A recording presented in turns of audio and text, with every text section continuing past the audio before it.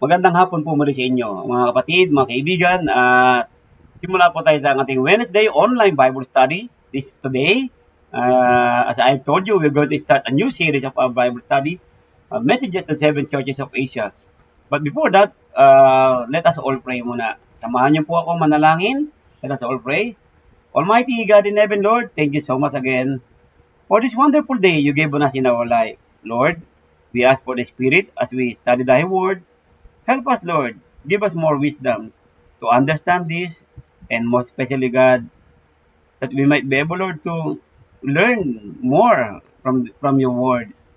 Help us, Lord, to understand the messages of the seven churches of Asia in order for each one of us, Lord, na magamit namin ito sa paglago ng aming pananampalataya. Salamat po, Panginoon Diyos na dakila sa lahat.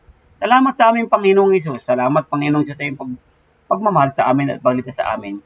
Sa iyong pangalan, Panginoong Hesus, ito pandalangin namin. Salamat. Amen. Muli, magandang hapon sa inyong lahat. So, ang mensahe po sa pitong iglesia sa Book of Revelation. Alam naman natin na sinabi doon na 7 churches of Asia. Pero kung titignan natin po, kung pag-aaralan natin ng todo, ang Book of Revelation. The Book of Revelation actually po is, ito po yung libro po na more on symbol tinatawag. This is a symbolical book na binabanggit natin. So marami ang nag-aaral ng Revelation, ito ay ina-apply sa mga mangyayari pa lamang sa kasalukuyan. Ngunit, ano nga ba ang ibig sabihin ng mensahe ng Panginoon sa pitong iglesia sa Asia ng panahon ng araw na binabanggit? So, kung dito rin po natin, sa ating pong series lesson 1, alamin po muna natin sino po ba ng salita dito. The one who speak to the churches na binabanggit. So, 7 churches of Asia, banggit natin isa-isa.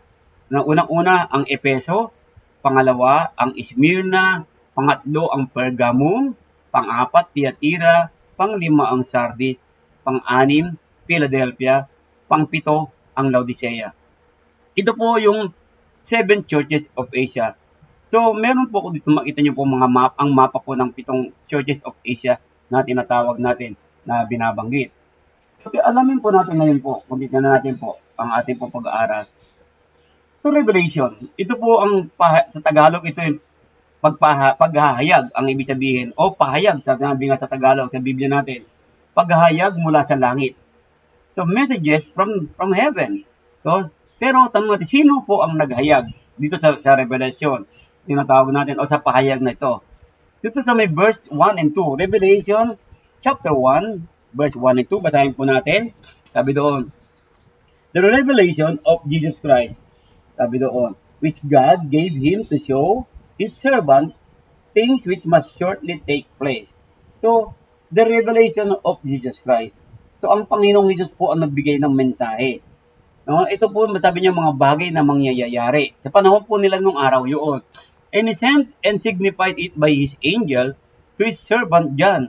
So, mensahe na pinaabot sa kanya pong anghel para kay Juan. Siya ang ating Panginoong Isus.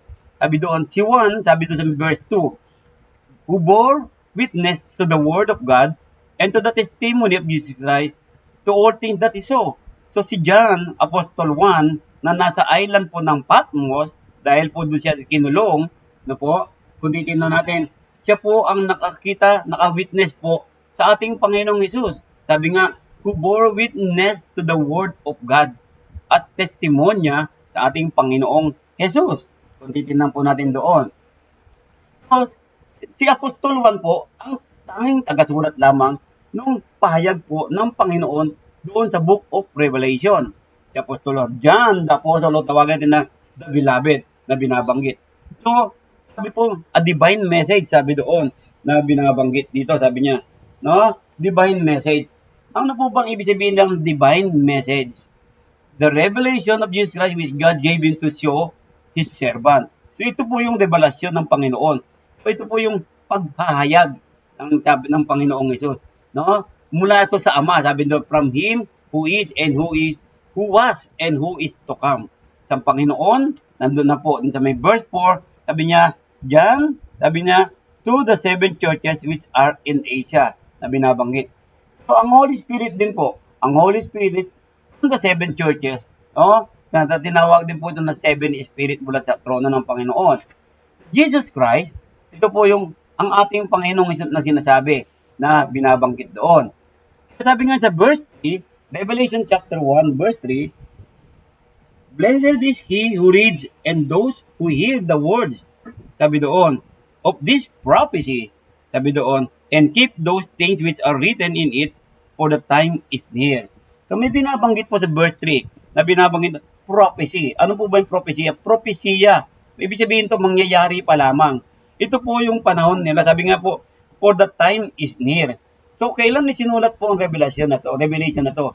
Ito po yung panahon na nasa island of Patmos si Juan, at sabi niya, isulat mo ito ang mga mangyayari sa darating na mga bagay na ganoon. Sinasabi doon. Kaya sabi niya, for the time is near. Yung for the time is near na yun, yung panahon po nila yon, hindi po yung panahon na tinutukoy sa ating ngayon. Pero kung titignan natin, kung pag-aaralan ng Book of Revelation, napakarami pong symbolical po dyan. Meron pong tinatawag na symbolic na mga number, katulad po ng 7. No? Number 7 po, ito po number po ng tinatawag natin na kompleto. Pero kung titignan po natin, kung mag-aaral tayo mabuti, sinasabi ko nga sa inyo, ang Book of Revelation din po, ay meron po tinatawag na beatitude. Para pong mapapalad na tinatawag natin, na binabanggit doon. Sabi niya doon, mapalad, sabi doon, no? Mapalad ang bumabasa at ang nakikinig ng mga salita ng mula at tumutupad sa mga bagay na nagsulat doon sapagkat ang panahoy malapit na. So may binanggit sa verse 3 na mapalad. Pero pagdating po sa chapter 14, verse 13, hanapin po natin. Chapter 14, verse 13 naman po, meron din pong sinabi pong mapalad. Sabi ito po, verse 13.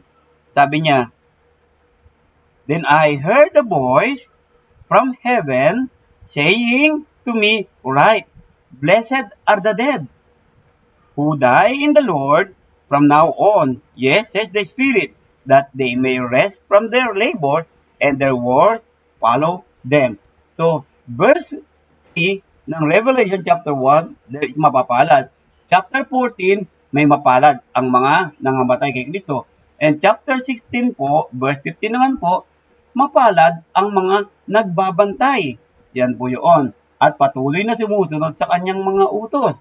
Then, sabi naman sa chapter 19, verse 9, mapapalad ang mga inaanyayahan sa paghapon sa kasalan ng kordero. At sinabi naman sa verse 20, mapalad, banal ang nakalakip sa unang pagkabuhay na mag-uli. Chapter 20, verse 6 naman po yun. So kung titignan natin, Matthew chapter 5, nalala po ninyo yun, mapalad, sabi doon. May binabanggit. So sa Revelation din po, sa book ng libro ng pahayag, may binabanggit nito, mapapalad. Yan po yung sinasabi. Sabi doon, sa pitong iglesia sa Asia.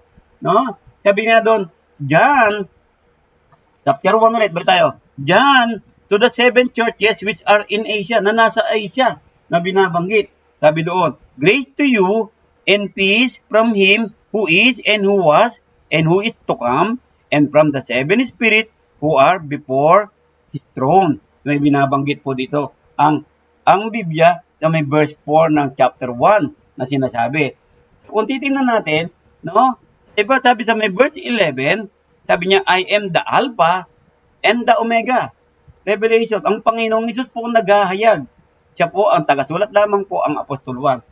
I am the Alpha and the Omega. Ito pong Alpha, ito po yung unang letra ng alpabetong Griego. At ang Omega, ang huling letra ng alpabetong Griego. Kaya sinabi niya, the beginning and the end. Or the first and the last. Sabi doon. Na may verse 11. Sabi niya doon. No? Sabi ng Panginoon, who is and who was and who is to come, the Almighty. At siya rin po yun na binabanggit. So kung titignan natin, no? Sabi dito, sabi niya, isulat mo ito. Sabi niya sa libro. Sabi niya sa 7 churches of Asia. 7 iglesia sa Asia na binabanggit. Binanggit ko nga po kanina ang 7 iglesia. Banggitin ko po ulit sa inyo sa mga hindi nakasimula. Ang Efeso, ang Smyrna, ang Pergamo, ang Thyatira, ang Sardis, ang Philadelphia, at ang Laodicea. Yan po ay magkakatabi lang po sa mapa yan. Yan po sinasabi. Pero hindi nangangulugan lamang po na 7 iglesia sinasabi. Ang 7 iglesia nagsisignify po ito ng kumpleto para sa lahat ng iglesia. na binabanggit po doon. Yan po sa may Asya. Nung panahon ng Asya, makita natin doon sa mapa natin, ma-observe natin. So, sa Efeso, bigyan na po natin ng summarize lang po muna ito. Kasi lesson 1 po tayo. Ang Efeso, sabi doon sa chapter, ang Church of Efeso, ito daw yung iglesia na umalis sa kanyang left their first love. Ang Smyrna naman, ito naman po yung mahirap na at mayaman na iglesia, poor rich church. The Pergamos naman po, where Satan dwells, sabi doon, kung saan doon daw nananahan ng Diablo. Ang church naman sa Thyatira, compromising church. Nagko-compromise po sila. Ang Sardis naman po, ito naman po yung patay na iglesia. Ang Philadelphia naman, ito naman po yung bukas ang pintuan. Ang Laodicea naman, ito naman po yung mga nanlalamig, lukewarm or self-sufficient church. Yan po yung pitong mga karakter po ng 7 iglesia. Ang Efeso, ang Smyrna, ang Pergamos, Thyatira, Sardis, Philadelphia, at Laodicea. Sa mga susunod po nating serye, pag-aaralan po natin yung isa-isa po ang mga iglesyang yan, ang anong sinasabi ng Panginoon para sa kanila na binabanggit doon. See? So, there were other churches pa rin naman po sa iba't ibang lugar na yan. Pero, number 7, sabi ko nga po sa inyo, numerology natin, representative for fullness, kabuuan po. Kabuuan po yan, o kumpleto na binabanggit. Ito lamang 7 na to, ang representative ng para sa lahat na binabanggit. Simulan natin ang pahayag, chapter 1, verse 5. Sabi kang Tagalog, basahin ko po sa inyo ha. At mula kay Jesucristo na siyang saksing tapat na panganay sa mga patay at pangulo ng mga hari sa lupa, doon umiibig sa atin at sa nagkalag sa atin sa ating mga kasalanan sa pamamagitan ng kanyang dugo na binabanggit. Paano po sinasabi ng Panginoon? Ang Panginoon ang ating faithful witness. Siya po yung tapat po sa atin po na binabanggit. Sabi nga po, naalala niyo po sa, basahin ko lang po sa inyo, ang Hebrews chapter 1, basahin ko po sa inyo. Hebrews chapter 1 po, basahin ko po sa inyo.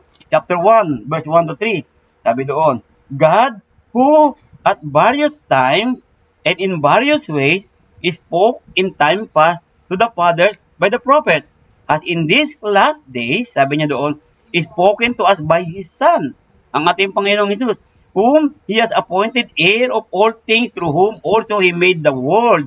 Sabi doon, who being the brightness of His glory and the express image of His person, and upholding all things by the word of His power, when He had by Himself purged our sins. Tinan niya po, at siya mismo ang nag-alis nating mga kasalanan, at naupo, sabi niya, sat down at the right hand of the majesty on high.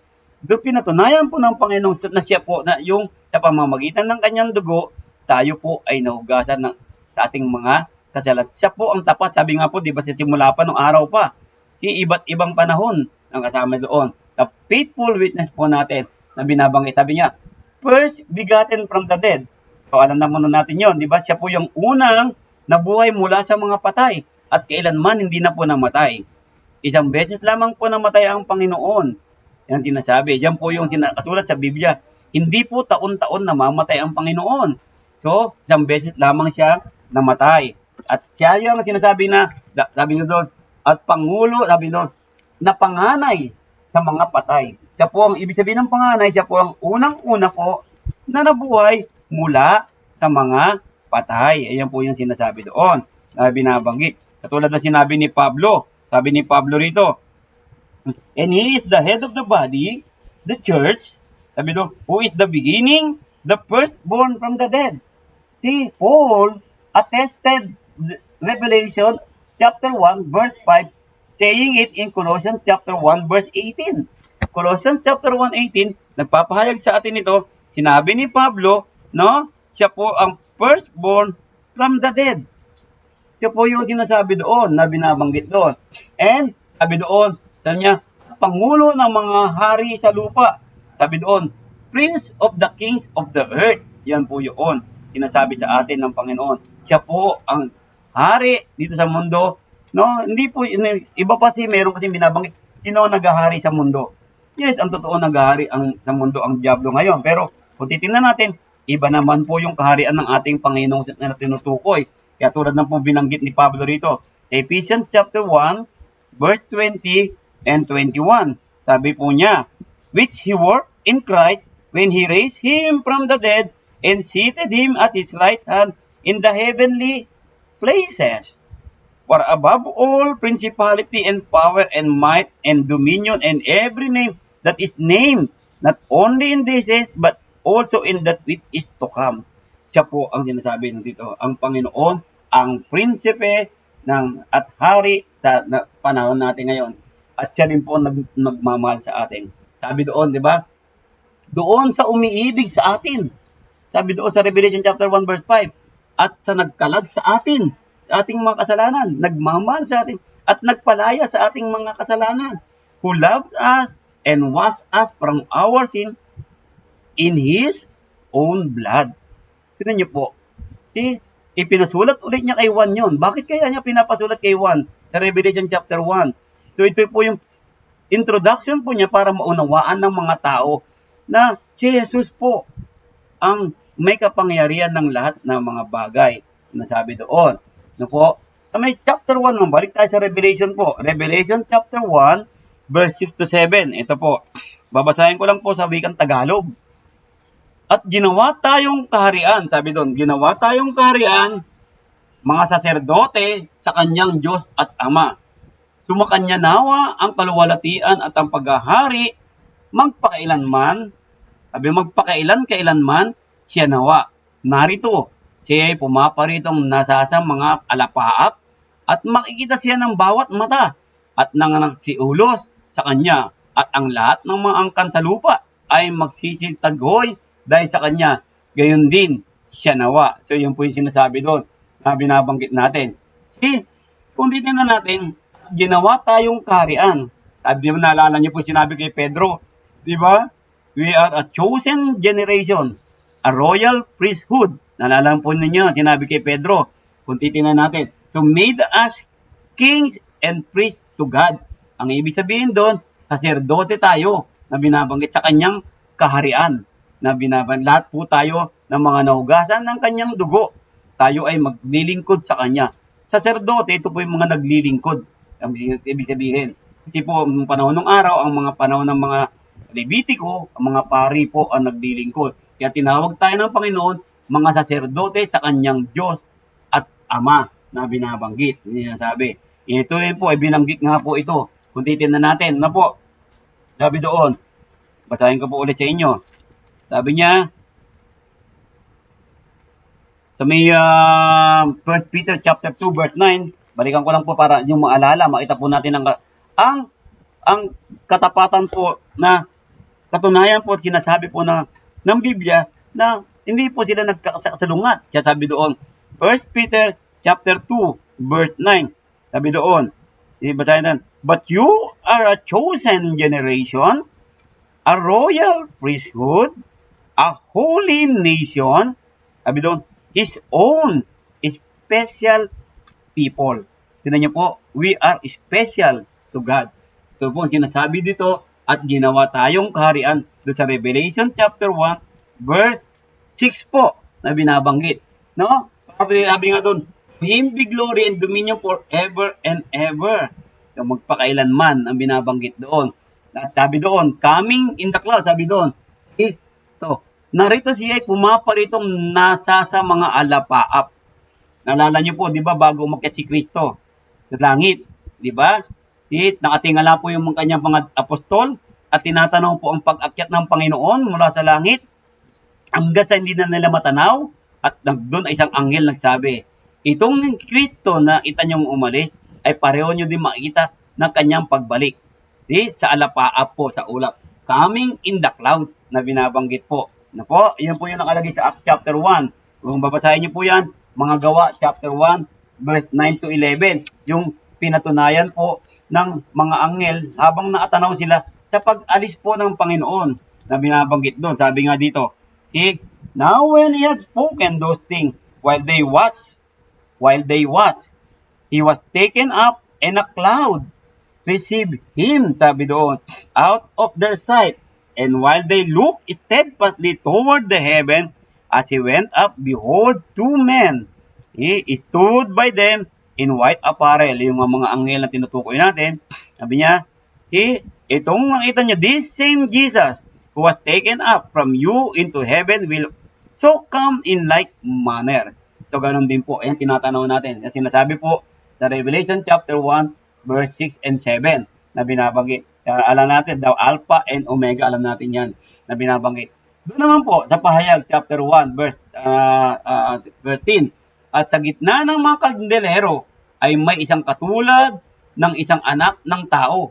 Sabi doon, na may suot na damit hanggang sa paa at may bigkis ang dibdib na isang pamigkis na ginto at ang kanyang ulo at ang kanyang buhok ay mapuputing gaya ng balahibong maputi ng tupa, gaya ng niebe. Yung niebe po yung sa English, ito po snow.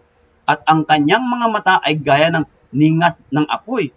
So kung titingnan po natin ito, literal natin, anong klase ito? Sinasabi dito na binabanggit sa Revelation na to, na sinasabi doon.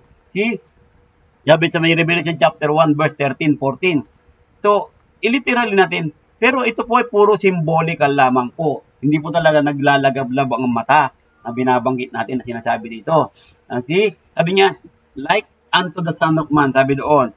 See, and in the midst of the seven lamps, the one like the Son of Man. Sa gitna daw ng 7 lampara, nandun ang isang, sabi niya, like unto the Son of Man. Kung tinatin natin. So, like of the Son of Man, parang katulad po ng tao na binabanggit doon. Pero, hindi naman po yun tao na sinasabi, di ba? Ang Panginoong Hesus ay nagkatawan tao. Pero siya ay Diyos. Tandaan niyo po yun. See? Di ba? And the Word became flesh and dwelt among us. Sabi doon, nagkatawan tao po ang Panginoong Hesus. Yan din po tinutukoy po na sa may propesya po ni Daniel noong sa Lumang Tipan. Kung naalala natin sa pag-aaral natin. Sabi niya, clothed with garment. Sa Tagalog po, sabi doon, suot na damit. Sabi niya, no? Down to his feet hanggang kanyang paa. Girded around the chest with a golden band. Sabi doon. See? Sabi niya doon sa may, with a garment down to the feet and girded about the chest with a golden band. Ano po ba ibig sabihin nito na binabanggit? So, naka-attire po ang Panginoong in a priestly attire. Yung pagdamit po ng parang pagkapari na sinasabi. Ibig sabihin po noon, with authority po. Yun po yung sinasabi na binabanggit. Ibalikan lang po natin, hanap lang po tayo. Para makita natin ang kaparehas po sa propesya. Daniel chapter 10. Balikan ko lang po ang Lumang Tipan para po marinig po ninyo sa Daniel chapter 10 verse 5. Kung titignan natin, Lumang Tipan po ito. Ito, Revelation, Bagong Tipan. Sabi doon, I lifted my eyes and looked and behold, a certain man clothed in linen, whose waist was girded with a gold of upas. Sabi doon. So, ito, sa Revelation chapter 1, verse 13, at Daniel chapter, nagkakaugnay po ang sinasabi. At sino po yung tinutukoy? Ang Panginoong Hesus na binabanggit. Na sinasabi, he was priestly attire. So, sabi niya doon, ang kanyang ulo at kanyang buhok ay mapuputi. Sabi doon, head and hair white as wool and snow. So, ano pong ibig sabihin nito? Sa atin lahat, divine majesty, glory, and purity. Nasa Panginoong Hesus lamang. Tingnan niyo po, yung kadakilaan at yung kaluwalhatian at kalinisan ay nasa ating Panginoong Hesus lamang na binabanggit, no? Siya lamang po kaya po sabi ko, taga-mensahe, di ba? Kung titingnan po natin ulit ang propesya ng panahon ng araw ni Daniel. Sabi doon, I watched till thrones were put in place, and the Ancient of Days was seated. His garment was white as snow. Daniel chapter 7 verse 9. Ang nakita ni Daniel noong araw. At ngayon, pinasusulat ito ng Panginoong Hesus kay Juan. At ito rin ang nakita ni Juan. Sabi niya doon, head and hair, white as wool and snow. Signifies, ang ibig sabihin, divine majesty, glory, and purity of our Lord and Savior, Jesus Christ, na binabanggit. Yung kanyang mata, his eyes were like a flame of fire. Sabi doon, Yung kanya daw mata para daw naglalagablab na apoy. Ano ang ibig sabihin nito? Eyes as flame fire. Ito po yung, ang kanya pong parang pagtingin ng Panginoong Jesus, penetrating, omniscient, alam niya lahat, divine knowledge, judgment. So alam ng Panginoon ang mga bagay-bagay sa ating pagkatao. Bakit po? Siya po ang maapangyarihan sa lahat, di ba? Sabi nga niya dito, di ba? And to the angel of the church of Thyatira, right? This thing says, the Son of God, who was I, sabi sa may Revelation chapter 2 verse 18, sa iglesia ng Thyatira, ang kanyang mga mata ay naglalagabdam na apoy. Sabi doon. Kung titingnan natin, no, mata at paa, pareho naglalagablab ng apoy ang ating Panginoon. At yan din naman po, ang nakita rin po ni Daniel, noon sa may Daniel chapter 10 din po. Nabtahin natin. Yan din po nakita ni Daniel sa lumang tipan po, sa propesya po ni Daniel doon. Daniel chapter 10, verse 6 po. His body was like beryl, his face like the appearance of lightning, his eyes like torches of fire, his arms and feet like burnished bronze in color, and the sound of his word like the voice of a multitude. Tignan niya po, yung kanyang mata, sa Daniel chapter 10 verse 6, ay naglalagablab din. At dito naman po sa Revelation chapter 1 verse 13 po, at 14, ang kanyang mata ay naglalagablab din, na binabanggit, no? Na sinasabi doon. Ang ibig sabihin po niyan, the word of our Lord Jesus Christ penetrate na binabanggit. Sabi doon, yung feet like fine brass, may fine in the fire, na binanggit po sa Daniel chapter 10, verse 6. Na ito naman po binanggit din sa Revelation chapter 1, verse 14. Ito po naman, nagsisignify po na sinasabing strength, justice, authority, and power to vanquish all enemies. Kaya po ng Panginoon. Yan po ang ating Panginoon. Siya po ang nagmemensahe. Dito po, siya po ang naghahayag. At si Juan, Apostol Juan lang po ang tagasulat. Yan po yun. Nasabi. Punta na tayo sa Revelation chapter 1, verse 15 and 16 naman po. Sabi kang Tagalog, basahin ko po sa inyo. At ang kanyang mga paa ay katulad ng tangsang binuli na gaya ng dinalisay sa isang lutoang bakal. At ang kanyang tinig ay gaya ng lagaslas na maraming tubig. Hindi po, para pa lang ganda ng salita ng Panginoon, At sa kanyang kanang kamay ay may pitong bituin. Sabi sa kanyang kanan. At sa kanyang bibig, lumalabas ang isang matalas na tabak na may 2 talim. At ang kanyang muka ay gaya ng araw na sumisikat ng matindi. So kung iniliteral natin to, kaya ba natin harapin ang Panginoon? Sabi ko nga po sa inyo, symbolical po ito. Puro symbolical po sinasabi. Ano kaya ang ibig sabihin natin ito? Sabi niya, voice as sound of many waters sa wikang English. Tagalog, sabi doon, Sabi doon, lagaslas ng maraming tubig. Hindi ko narinig naman siguro po kayo, kung paano kayo makarinig naman naglalagaslas na tubig, po. Sabi doon. Ito po yung overwhelming, nag-uumapaw po. Overwhelming majesty and authority. Ibig sabihin, demanding our attention. Makinig po tayo. Di ba? Yun po, di ba, naglalakad ka, nakarinig ka ng lagaslas ng tubig, di ba? Uy, ano yun? Getting our attention. Kaya po yung sa kanyang pagsalita, sabi doon, ang kanyang tinig, sabi, makinig po tayo. When the Lord spoke, when the Lord speak, we must be attentive. Yan po, hinikuha po ang ating atensyon. At ang kanyang pagsalita po is may authority. Tandaan niyo po, all authority in heaven and earth has been given unto me. Matthew chapter 28, alala niyo po. So yun po yung binabanggit. Ano pang sinabi? Tinan niyo po. Punta tayo sa may awit. Punta tayo sa Psalm. Balikan natin, hanap tayo sa Psalm. Psalms chapter 93 verse 4. Samahan niyo po ako. Psalms chapter 93 verse 4 po. So, babasahin ko po sa inyo para po sa inyong pakikinig sa bahay ninyo. Salamat po at huwag kayong aalis hanggang hindi natatapos. Ang ganda po ang pag-aaral natin to. Psalms chapter 93 verse 4. The Lord on high is mightier than the noise of many waters. Tingnan niyo po, than the mighty waves of the sea. Diba pag umahalon na malakas, mas malakas pa ang Panginoon doon. Meaning to say, Jesus has the authority. That's why we need to be attentive at all costs sa kanyang mga sinasabi. Ano naman kaya yung 7 bituin na nasa kanyang kamay? 7 stars in his hand. Ang ibig sabihin po nun, pag-aari.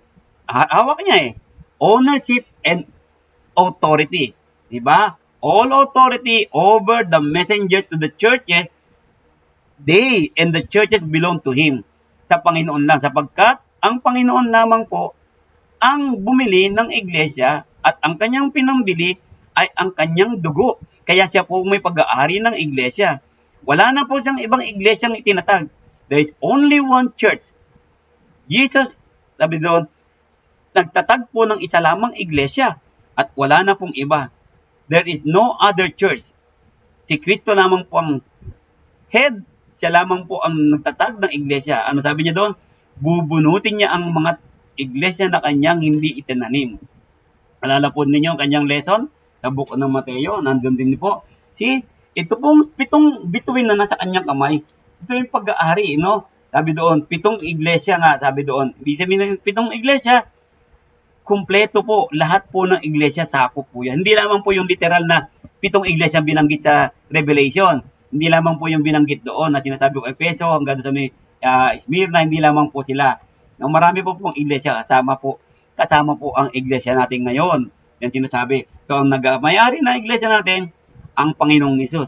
Hindi po ang mga pastor, hindi po yung mga ministro. Ang Panginoong Hesus lamang po ang may pag-aari ng iglesia na sinasabi. Sabi nga doon, to whom they must give account. Doon lang tayo magbibigay ng account sa ating Panginoon. Tignan niyo po, sabi niya, kaya sabi nga dito, lumaba sa 7 bituin. At ito pa maganda, sumunod. At sa kanyang bibig ay lumalabas ang isang matalas na tabak. Aba, pag nagsalita ang Panginoon, para palang naglalagab doon na tubig, at may lumalabas doon na espada. At yung espadang daw yan, 2 patalim. Siguro may idea na tayo. Ano po? Sharp two-edged sword out of his mouth. Sinasabi doon. Ano po ba sinabi sa Hebrews chapter 4 verse 12? Nalala po nyo? Diba? Ang salita ng Panginoon ay parang tabak na 2 talim. It penetrates even to the joints marrow. Tumatagos po sa kalamnan natin. Yun po yung sinasabi. Kapag nagsalita ang Panginoon with authority, tagos-tagos po sa ating puso. Yun sinasabi doon. The word of truth. No? The word of the Lord exposes and destroy. The word of the Lord judges us. Salita ng Panginoon ang gagamitin sa atin. Di po ba? He that rejected me and received not my word, the same word that I have spoken will judge him in the last day. Ito po yung matalim. No po? Masakit po ang salita ng Panginoon. Masakit ang katotohanan. Kaya po, kailangan natin makikinig lagi sa Panginoon. Di ba? Alam ng Panginoon kung anong nasa isip natin. Everything is laid bare before the eyes of the Lord. Sabi, di ba kanina kanyang mata? Tinan niyo po. Kita ng Panginoon ang lahat-lahat sa buhay natin. Kaya wala po tayong malilihim. Walang maililihim sa iglesia na ginagawa natin na masama. Alam ng Panginoon kung masama at mabuti ang ginagawa natin. Kaya tayo, kailangan natin dito, tayo ay patuloy na magpasakop sa ating Panginoong Hesus. We need to continue na magpasakop sa Panginoong Hesus. Because our Lord Jesus has the only authority when it comes to judgment. He will judge us. Whatever, according to what we have done sa masama at mabuti. Countenance at the unimpeded light of the sun. Sabi doon, balikan natin sinabi doon kanina. Ang sabi doon, sabi niya, ang gaya ng araw na sumisikat ng matindi, no? At ang kanyang muka, ang kanyang muka parang hindi natin kayang titigan ng Panginoon, di ba? Ito po yung divine glory and majesty of our Lord and Savior na binabanggit sa atin. Magiging parang nagdiliwanag ang kanyang muka na binabanggit sa atin. Anong sinabi niya doon? Naalala natin. Babasahin ko lang po sa inyo ulit. No? Sabi ko nga, Hebrews chapter 1 verse, sabi niya, who being the brightness of His glory. Hebrews chapter 1 verse 3. Sabi doon, and the express image of His person, sabi doon, the brightness of His glory. Nagliliwanag, naglalagablab. Sabi doon, siya po ang karapat-dapat na sasambahin natin at bibigyan lamang natin ng papuri. Worthy of all reverence and worship. No? Fell at His feet as dead. Diba si David, si Juan, di ba, nung makita niya, at siya ay naratay na parang patay sa paanan ng Panginoon. Ano? And when I saw him, sabi niya, Revelation 1:17, and when I saw him, I fell at his feet as dead. Sabi doon.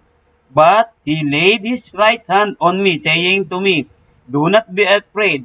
I am the first and the last. Huwag kang matakot. Ako ang una at ang huli. And signify, I am Jesus Christ. Sabi niya kay Juan. Kaya ako lamang ang dapat sambahin. Kaya wala po tayo tatatawagin na reverend sa mundong ito. We must not call reverend in this world. There is only one reverend, ang ating Panginoon. At siya lamang po dapat ang sambahin natin. Ang Diyos Ama sa pamamagitan ng Panginoong Hesus. Wala po tayong ibang sasambahin ng mga Diyos-Diyosan. Ang Diyos lamang at sa pamamagitan ng ating Panginoong Hesus. Punta tayo sa may Revelation chapter 1, no? Verse 18 at 19 naman ang babasahin natin. Verse 18, 19 babasahin ko po. And when I saw him, sabi niya, ito nga verse 17 po ito, I fell at his feet as dead, but he laid his right hand on me, saying to me, do not be afraid, I am the first and the last. Verse 18, I am he who lives and was dead. Ako yung nabuhay at namatay, sabi ng Panginoon. And behold, ako'y buhay na, and I am alive forevermore. Amen. And I have the keys of Hades and death. Tignan niyo po, write the thing which you have seen. Sulat mo ang mga nakita mo. At ang mga things, mga bagay pa. Sabi niya, and the things which will take place after this. At mga bagay na mangyayari pagkatapos ito. Tignan niyo po. See, yung mga mangyayari at mga mangyayari pagkatapos ito. Ang sinasabi po ng Panginoong Hesus kay Juan, isulat mo. Sabi nga doon, di ba? Ako yung nabuhay at ako yung namatay.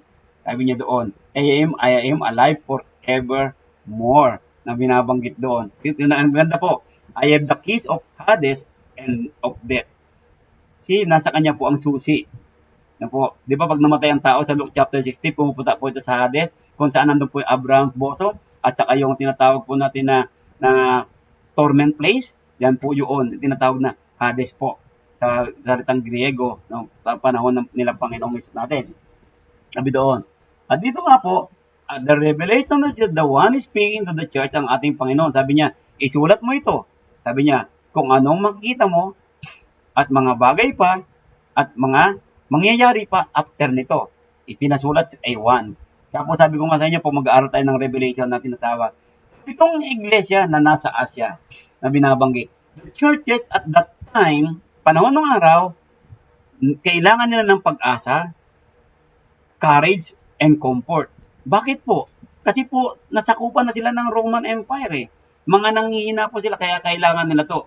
Meron silang tinatawag na social disgrace, financial and material loss, physical persecution, loss of physical life. Yan po yung mga nangyayari sa mga iglesia ng panahon ng araw. Dahil nga po sa mga pagpapahirap sa kanila. Eh, sabi noon, no? Panahon ng araw, worth it ba maging Kristiyano? See, ang hirap po, di ba?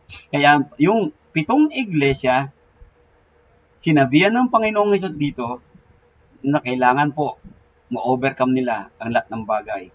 Kasi po, talaga pong bagsak sila nung araw, panahon ng araw, nasabi. So, message needed for all Christians of all ages, not only to the 7 churches of Asia. Until now, we all need these messages para sa ating lahat.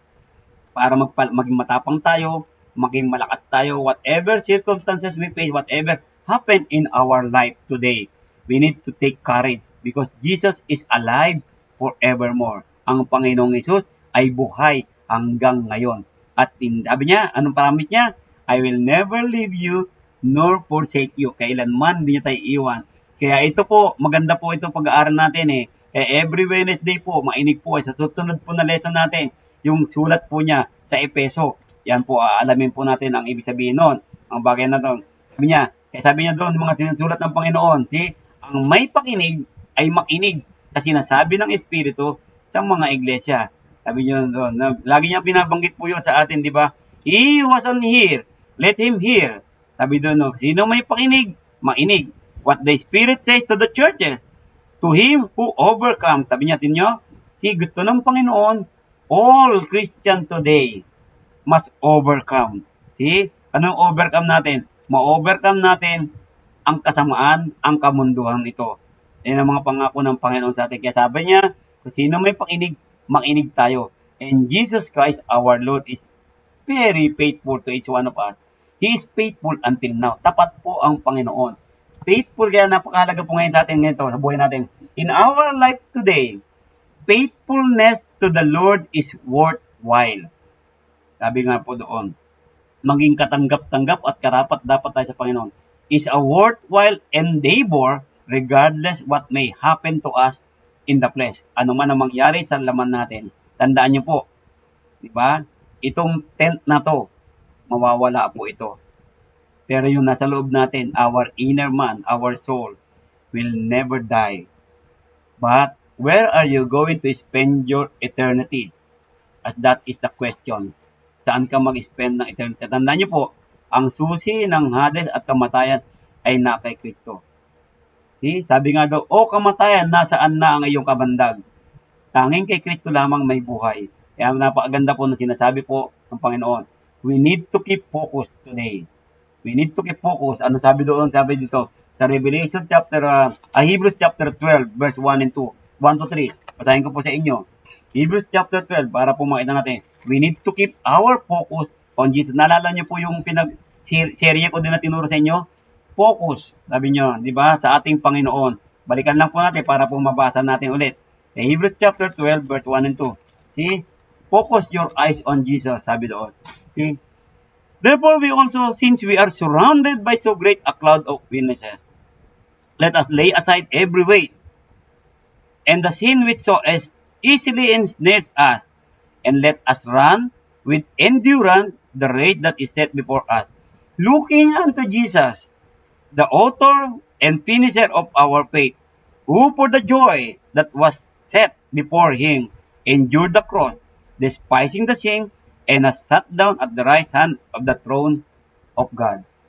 So ito pong mensahe po ng Panginoong Hesus sa 7 churches of Asia, nagtuloy-tuloy natin pag-aaralan. Ito nyo po, kailangan natin mag-focus lang tayo sa Panginoon. Yes, every day of our life, we face so many trials, so many problems in our life. But what is the trials and problems? This is just temporary. Temporary lamang po yan, kaya kailangan maging matatag tayo kapagkat ang Panginoon hanggang ngayon is the Lord and King of Kings. Siya ang hari ng mga hari. Sa buhay natin, siya dapat ang ating Panginoon. Sa buhay natin, siya dapat ang hari sa buhay natin. Kapagkat alam ng Panginoon ang mga bagay na yan. Jesus knows our collective state o He knows our work. Alam ng Panginoon ang lahat ng ginagawa natin.